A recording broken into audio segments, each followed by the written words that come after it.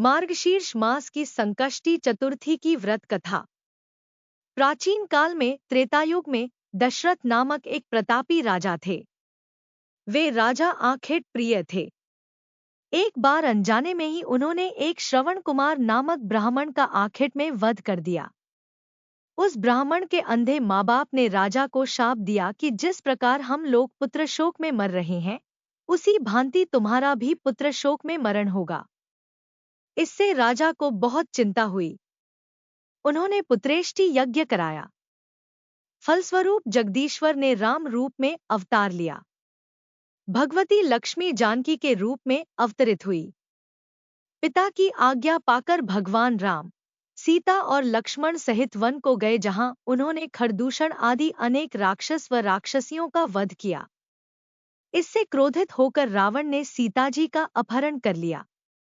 सीता जी की खोज में भगवान राम ने पंचवटी का त्याग कर दिया और ऋष्यमुख पर्वत पर पहुंचकर सुग्रीव के साथ मैत्री की। तत्पश्चात सीता जी की खोज में हनुमान आदि वानर तत्पर हुए।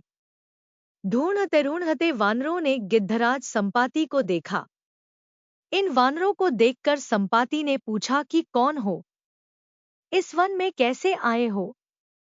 तुम्हें किसने भेजा है? यहाँ पर तुम्हारा आना किस प्रकार हुआ है? संपाति की बात सुनकर वानरों ने उत्तर दिया कि भगवान विष्णु के अवतार दशरथ नंदन राम जी सीता और लक्ष्मण जी के साथ दंडकवन में आए हैं। वहां पर उनकी पत्नी सीता जी का अपहरण कर लिया गया है। हे मित्र, इस बात को हम लोग नहीं जानते कि सीता कहाँ है।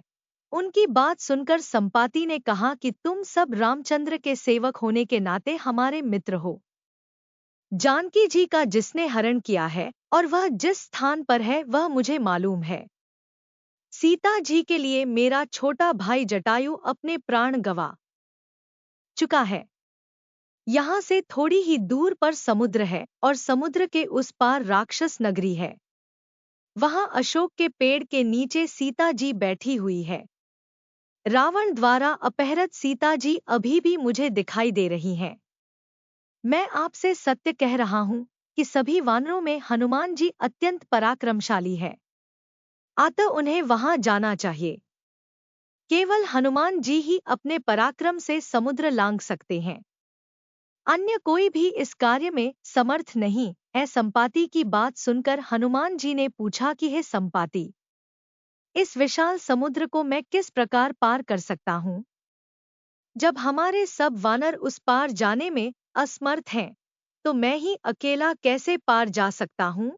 हनुमान जी की बात सुनकर संपाति ने उत्तर दिया कि हे मित्र, आप संकटनाशक गणेश चतुर्थी का व्रत कीजिए।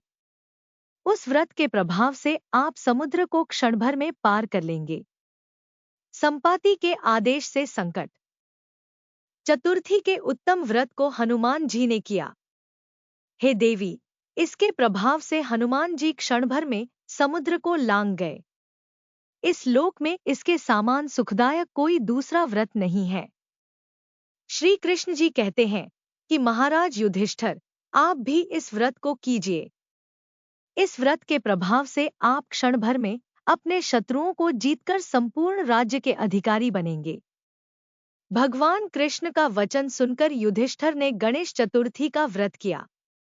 इस व्रत के प्रभाव से वे अपने शत्रुओं को जीतकर राज्य के अधिकारी बन गए। मार्गशीर्ष मास गणेश चतुर्थी व्रत पूजन विधि। प्रातः काल उठकर नित्य कर्म से निवृत्त हो, शुद्ध होकर स्वच्छ वस्त्र धारण कर लें। श्री गणेश जी का पूजन पंचोपचार, धूप, दीप, नैवेद्य, अक्षत, फूल विधि से करें।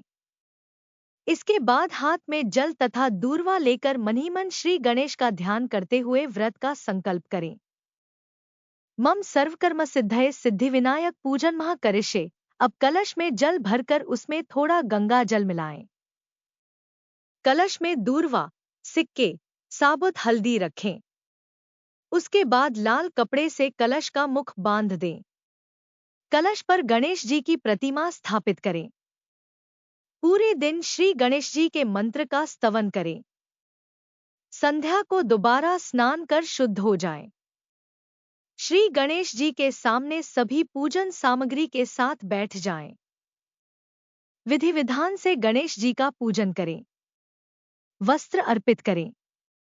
नैवेद्य के रूप में 10 लड्डू अर्पित करें।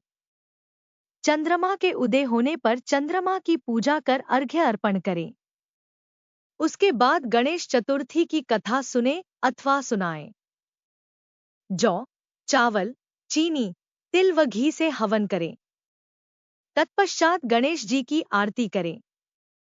5 लड्डू प्रसाद के रूप में बांट दें और शेष 5 अगले दिन ब्राह्मण को दान में दें। दोस्तों, चैनल को सब्सक्राइब, लाइक एवं शेयर करें। धन्यवाद।